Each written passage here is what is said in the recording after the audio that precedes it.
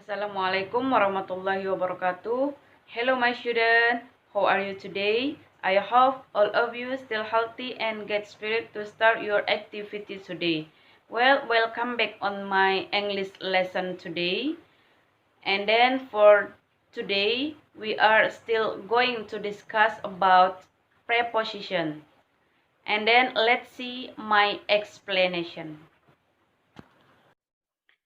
Baiklah, yang akan kita bahas di sini adalah preposition atau kata depan.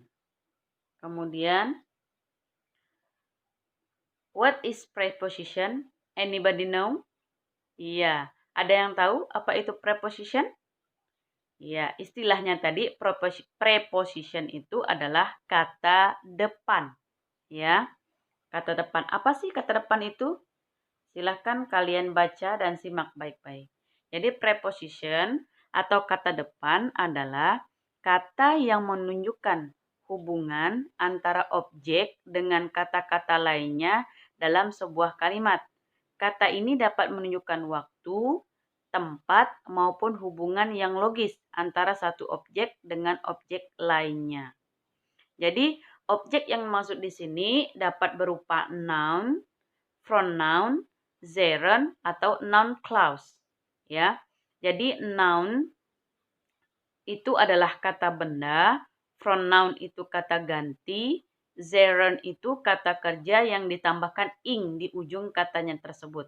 Kemudian noun clause, kata benda clause. Ya. Kemudian di sini juga kita bahas kinds of preposition. What is kinds of preposition? Jadi kind of preposition itu adalah jenis-jenis dari kata depan. Ya. Jadi di sini ada 3 yang akan kita bahas nanti. Yang pertama yaitu preposition of place and position, yaitu kata depan untuk tempat atau posisi. Ya. Kemudian yang kedua preposition of time, kata depan untuk menunjukkan waktu. Kemudian yang ketiga, preposition of movement. Jadi, untuk di chapter 2 atau chapter kedua ini, yang kita bahas hanya satu, ya, yaitu tentang preposition place and position.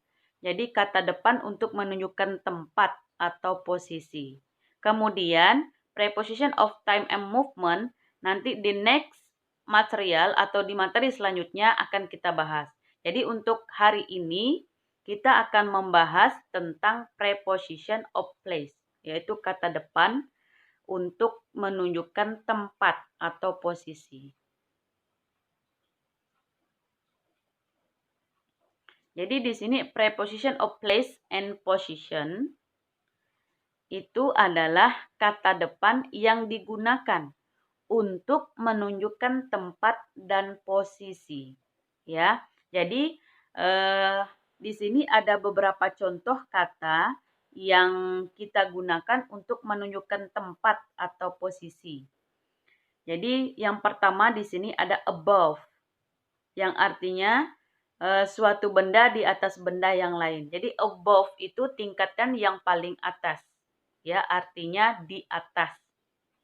Kemudian along itu sepanjang. Kemudian among, ada around, ada at, ada behind, ada below, and then between, in front of, on, outside, inside, and under. Tapi di sini nanti sesuai dengan materi yang ada di buku kalian, yang kita bahas cuman 3 saja. Ya, cuman 3 kata depan untuk menunjukkan tempat, yaitu at, in, dan on. Ya.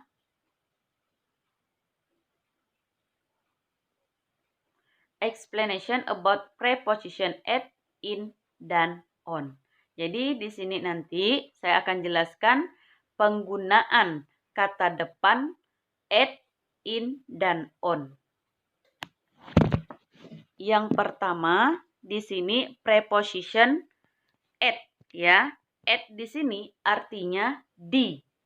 Jadi Di sini atau at digunakan untuk menyatakan alamat rumah lengkap beserta nomor.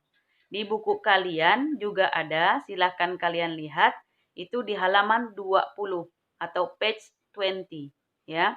Jadi kata depan at atau di itu digunakan untuk menyatakan alamat rumah lengkap beserta nomornya. For example atau contohnya, Fayat lives at 25 Jalan Jenderal Sudirman, Pekalongan. Jadi di sini at kita gunakan untuk menunjukkan jalan yang lengkap beserta dengan nomor jalannya. Jadi alamat lengkap, ada jalan, kemudian ada nomor jalannya.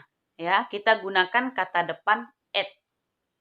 Kemudian contoh yang kedua, Bella lives at 2 Niagara Street. Ya, jadi kalian perhatikan baik-baik kapan kita menggunakan kata depan at, kata depan in, dan kata depan on. Jadi untuk yang at di sini kita gunakan untuk menunjukkan alamat rumah yang ditulis lengkap beserta dengan nomornya. Ya. Kemudian kita lanjutkan yang kedua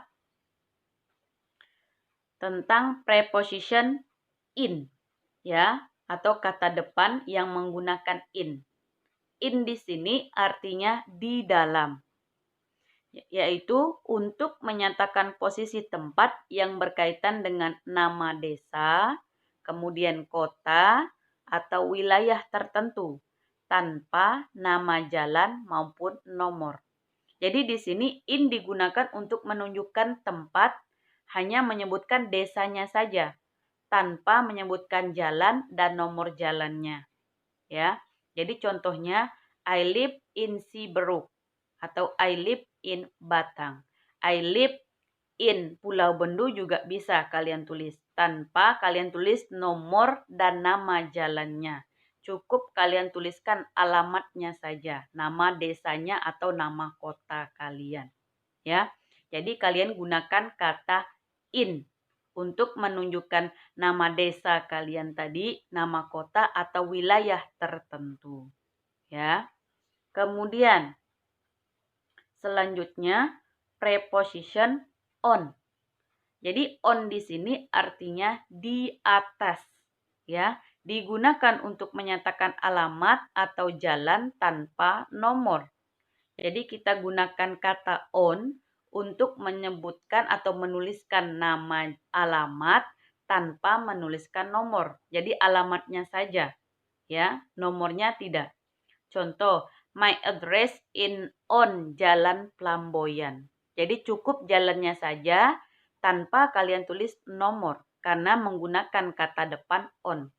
Tetapi apabila kalian menuliskan nama jalan, kemudian nomornya, itu tidak perlu menuliskan on lagi, tapi diganti dengan kata at, kata depannya. Ya. Jadi kalau on itu hanya menuliskan alamat tanpa nomor. Contoh yang kedua lagi, I live on Jalan Maju Mundur. Kemudian yang ketiga, I stay at the hotel located on Kennedy Street. Ya, jadi kalian perhatikan baik-baik penggunaan kata at, in, dan on. Jadi di slide yang sudah saya sampilkan itu sudah jelas. At digunakan untuk menunjukkan nama jalan lengkap dengan nomor jalannya. Kemudian in kita gunakan untuk menunjukkan nama desa, kota, atau wilayah tertentu. Sedangkan on untuk menunjukkan alamat tanpa menuliskan jalan, tanpa menuliskan nomor jalannya. Ya, cukup alamatnya saja. Jadi itu penjelasan tentang preposition of place. Jadi saya harap kalian paham dengan penjelasan saya tadi. Jadi untuk menguji pemahaman kalian, silakan baca baik-baik tugas ini, assignment atau tugas. Perintahnya, buatlah masing-masing 2 kalimat dalam bahasa Inggris menggunakan preposition atau kata depan at, in, dan on. Ya, jadi kalian gunakan kata depan at buat 2 contoh kalimatnya. Contoh yang di sini saya menggunakan kata I enjoy my 3 years at university. Kemudian yang kedua, they live in a charming old cottage. Itu hanya contoh ya. Kalian buat lagi masing-masing 2 kalimat berdasarkan kata depan at, in, dan on. Jadi kalian kerjakan di buku tugas kalian masing-masing. Setelah kalian kerjakan, silahkan kalian foto, kemudian kirim lagi ke WA saya, WA pribadi saya. Ya. Jadi cukup sekian penjelasan materi bahasa Inggris hari ini. Saya harap kalian paham dengan apa yang saya sampaikan. And thanks for your attention and see you next time. Thank you.